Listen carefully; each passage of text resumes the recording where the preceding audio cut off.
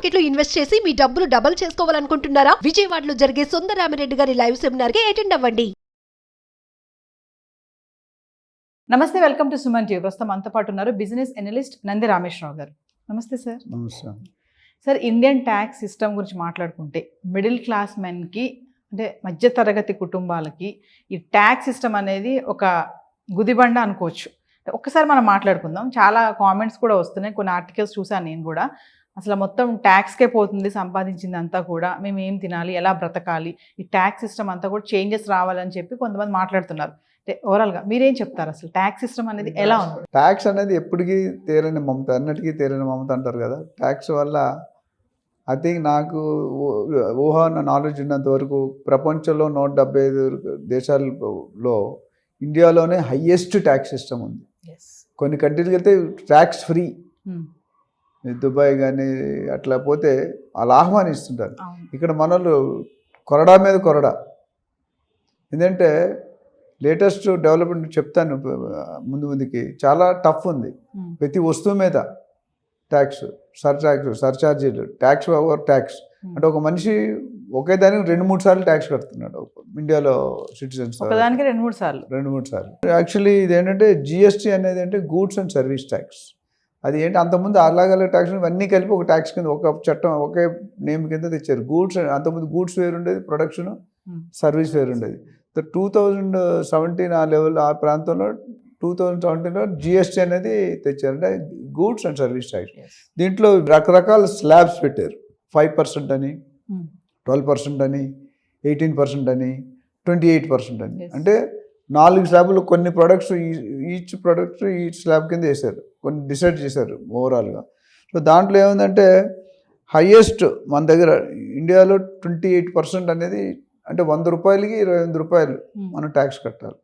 దీని తర్వాత మళ్ళీ వేరే వాడుకుంటే దాని మీద మళ్ళీ ఇంకా ఛార్జ్ ఉంది. అంటే ఓవరాల్గా 65-70% ఇంట్రెస్టే కడుతున్నారు మన వాళ్ళు.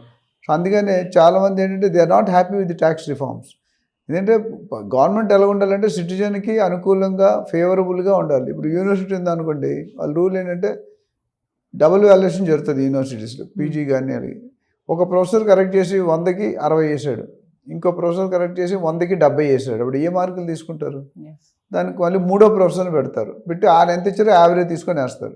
అక్కడ కండిషన్ ఏంటంటే యూనివర్సిటీలో ఎటువంటి పరిస్థితుల్లో కూడా స్టూడెంట్కి లాస్ అవ్వకూడదు. మీరు బెనిఫిట్ అవుట్ స్టూడెంట్కి పాజిటివ్ ఉండడం, నెగిటివ్ ఉండకూడదు. ఇప్పుడు 40 మార్కులు పాస్ మార్క్ అంటే 35-36 వస్తే 40 లాగేమంటారు, 20 వచ్చినోడికి ఏం చేయలేం. ఆ విధంగా ఇక్కడ అలా కాదు, కొరడా మీద కొరడా.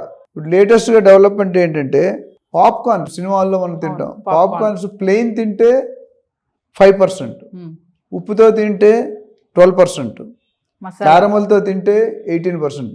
అంటే ఉప్పు క్యారమల్ కలిపి తింటే 30%, అంతే కదా. మొత్తం లేదా 35% ప్లెయిన్, ఉప్పు, క్యారమల్ పైన. సో అది అంటే దౌర్భాగ్య స్థితి అనాలి మనది. ఎందుకంటే తినే వస్తుంది అంత తినొద్దని చెప్తున్నారు. ఆ కంపెనీ, ఆ పాప్కార్న్ కంపెనీని మూసేయాలి. ఇప్పుడు 30% ఎవరు, ఆల్రెడీ సినిమాలకి వెళ్తే 300 రూపాయలు తక్కువ ఉండదు, 300-500 బకెట్. ఇప్పుడు దీన్ని బట్టి చూస్తే 300 కాస్త 400-500 అవుతుంది. అంటే తినొద్దు, జనాలు సినిమాకి వెళ్ళదు. ఆల్రెడీ ఓటీటీ వచ్చిన తర్వాత మానేశారు జనాలు, ఎందుకంటే అవుట్ సైడ్ ఫుడ్ అలౌ చేయరు కాబట్టి. ఇప్పుడు సినిమాలు కూడా తగ్గిపోయింది కదా, డైరెక్ట్ చూసే వాళ్ళు తగ్గిపోయారు. అందరూ టీవీలో చూస్తున్నారు, డిజిటల్ చూసి అదేంటి నెట్ఫ్లిక్స్ అని ఇవన్నీ. దానికి అంత అడౌట్ చేసి 1000 రూపాయలు 2000 ఖర్చు పెట్టి వెళ్ళాలా అని ఉంది. మళ్ళీ మధ్యలో స్నాక్స్ కి ఒక 1000 రూపాయలు అవుతుంది. వెళ్ళడం రావడం, ఓలా క్యాబ్ టికెట్లు, మళ్ళీ ఆన్లైన్లో తీసుకుంటే దానికి మళ్ళీ extra 30 rupees 40 rupees per ticket. లాన్ వెళ్ళింది తినేదానికి ఎక్స్ట్రా, జిఎస్టీ. ఇంకా కొన్ని రోజులు పోతే టాయిలెట్స్ కూడా వేస్తారేమో తెలియదు అని. అంటే అది అంత పాజిటివ్ సైన్ కాదండి. ఎందుకంటే మన ఎడ్యుకేషన్ కానీ, ఆ సిస్టమ్, ఇన్సూరెన్స్ కానీ, ప్రతి ట్యాక్స్ ఏమి వస్తుంది మీరు చెప్పండి. నేను రియల్ ఎస్టేట్లో అడుగుతాను, రియల్ ఎస్టేట్ లేని జాగా చెప్పండి మీరు, రియల్ ఎస్టేట్ లేని ఐటమ్ ఏదైనా చెప్పండి మీరు. ఎక్కడైనా రియల్ ఎస్టేట్ లేకుండా ఉంటుందా? హాస్పిటల్కి వెళ్ళినా, కాలేజ్కి వెళ్ళినా, మీ ఛానల్కి వెళ్ళినా, ఆఫీస్కి వెళ్ళినా డెఫినెట్గా రియల్ ఎస్టేట్ అన్ని ప్లేస్లో ఉంది. అంటే ట్యాక్స్ అన్ని ప్లేస్లో ఉంటుంది. రేపు మనం తినే అన్నింటిలో, కాస్మెటిక్స్లో ఉంది, బట్టల మీద ఉంది, ఎలక్ట్రానిక్ ఐటమ్స్ మీద ఉంది, కస్టమ్స్ డ్యూటీ మీద ఉంది. దేనికి లేవు చెప్పండి? అందుకనే చాలామంది బిజినెస్ పీపుల్, అంబానీ లాంటి వాళ్ళు ఆఫీస్ దుబాయ్లో ఓపెన్ చేస్తున్నారు. దుబాయ్లో ఓపెన్ చేస్తే వాళ్ళకి ఏముందంటే ట్యాక్స్ అనేది చాలా తక్కువ, అసలు లేదు. ఇక్కడ మన రెవెన్యూ తీసుకెళ్ళి అక్కడ పెడుతున్నారు కదా, అక్కడ ఎంప్లాయ్మెంట్ క్రియేట్ చేస్తారు. ఇక్కడ మంచిగా ఉంటే ఇక్కడే ఉంటారు కదా. ఇప్పుడు అంబానీ దుబాయ్లో, అంబానీ ఎక్కడైనా పెడతారు, అది వేరే సంగతి. అందరూ అంబానీలు ఉంటారు కదా.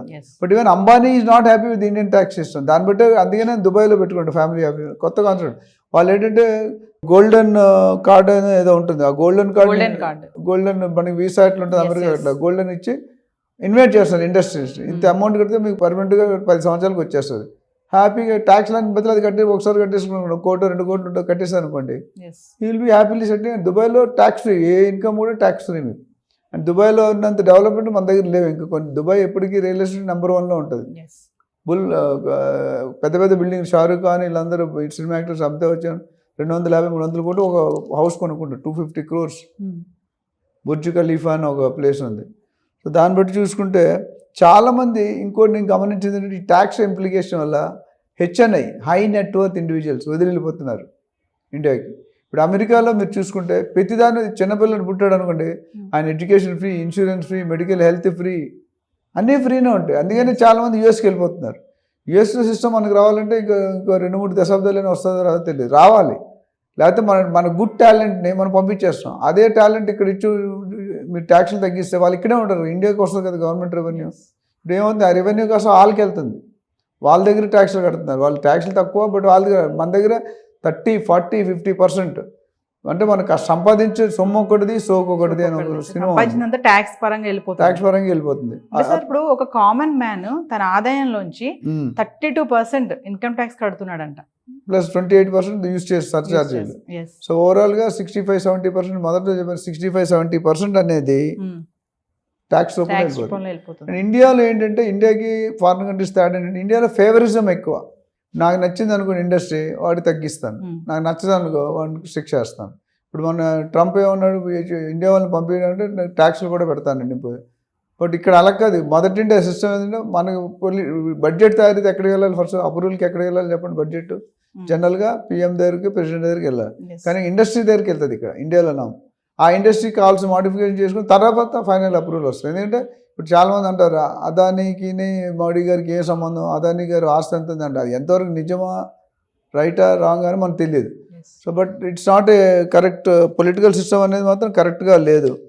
అండ్ చాలామంది ఏంటంటే ఈ ట్యాక్స్ వల్ల కొన్ని ఇండస్ట్రీలే స్థాపించట్లేదు, ఇండస్ట్రీలనే మూవ్ చేస్తున్నారు. ఇప్పుడు అమెరికా ఇండియాకి ఎందుకు వస్తారు, లేబర్ చీప్ అని వస్తారు. బ్యాక్ అండ్ సర్వీసెస్ అయితే ప్రొడక్ట్ కాకుండా బ్యాక్ అండ్ సర్వీస్, లేబరు మనం గంటకు $10 పనిచేస్తాం, అక్కడ గంటకు $40 అమెరికాలో. సో మనం 10 జాబ్స్ లేవు కూడా మనకి $10-15 కూడా ఎక్కువ. $80 $10 అంటే $100, $15 అంటే $1200. గంటకు $1200 మనం ఎక్కడిస్తాం మన శాలరీ అంటే రోజుకి 10,000 లెక్క ఇవ్వాలి. అప్పుడు ఎంత అవుతుంది, రోజు 3 లక్షలు 4 లక్షల శాలరీ ఇస్తున్నాం, మనం 30,000 ఇవ్వడం కింద మీద అవుతుంది. సో ఓవరాల్గా ట్యాక్స్ చూసుకుంటే కనుక ఈ ప్రొడక్ట్స్లో కానీ సర్వీసెస్లో కానీ they have to modify, is చేయాలి. కొద్దిగా లిబరల్గా చేసుకుంటే lot of people will come to you. లేకపోతే ఎవరు రావట్లేదు. అందరూ చాలా టాలెంటెడ్ పీపుల్, టాలెంటెడ్ అందరూ ఇండియా నుండి షిఫ్ట్ అయిపోతున్నారు.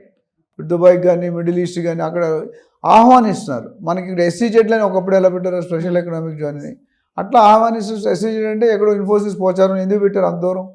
ఆనే మొత్తం ట్రావెలింగ్ పెట్టుకోవాలి, ఎంప్లాయీస్కి అకామిడేషన్ ఇవ్వాలి, ఫుడ్ ఇవ్వాలి, అది ఎడిషనల్ పడను కదా. అదే ట్యాక్స్ హాలిడే అని GST కానీ ఇన్కమ్ ట్యాక్స్ కానీ సర్వీస్ ఇవన్నీ హాలిడే ఇస్తే కొద్దిగా ఎంకరేజ్ చేస్తారు. అట్లా మన ట్యాక్స్ సిస్టమ్ మొత్తం పాప్కార్న్ మీద వేసిన అనేది చాలా సిల్లీగా కనిపిస్తుంది. సార్ ఇప్పుడు GST అనేది ఎలా అయిపోయిందంటే సార్, ఇప్పుడు డబ్బులు లేక బంగారం పైన లోన్ పెట్టుకోవాలంటే కూడా అక్కడ కూడా GST వేస్తున్నారు. అంటే ట్యాక్స్ లేని ఐటమ్ పెద్దగా ఏమి లేదేమో నాకు తెలిసి. ఇంకొన్ని రోజులు పోతే ఫుడ్ ఐటమ్స్ కూడా బియ్యం వాటిలో కూడా వేస్తారేమో, మరి వేస్తున్నారో తెలియదు. అందుకని గోల్డెన్ వీసా, ఇందా నేను చెప్పాను కదా, దుబాయ్ వాళ్ళు గోల్డెన్ వీసా అని పెట్టారు. ఆ గోల్డెన్ వీసా తీసుకుంటే మీకు అన్ని కంప్లీట్ ట్యాక్స్ ఫ్రీ. చాలా మంది ఈ మధ్యకాలం గత 5-10 సంవత్సరాల్లో 100 మంది షిఫ్ట్ అవుతున్నారు Dubai. Dubai is a small place, but people are, law is very good, policies బాగున్నాయి. గవర్నమెంట్ ట్యాక్స్ పాలసీ, ముఖ్యంగా ట్యాక్స్ పాలసీస్ మీకు టోటల్ ట్యాక్స్ ఫ్రీ.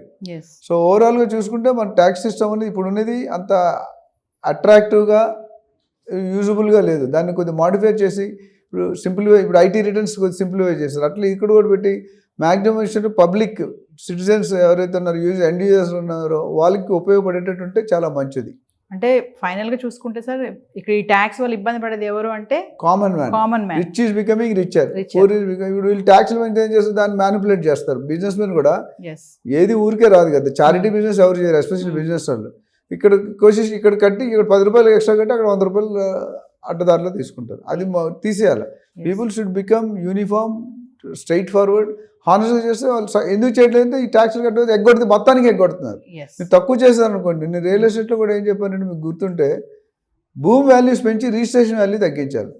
కానీ రెండు పెంచితే కష్టం, common public cannot afford. Yes so ఓవరాల్గా tax reforms has to be revised, modified and made simple, easy to the end user. Thank you sir.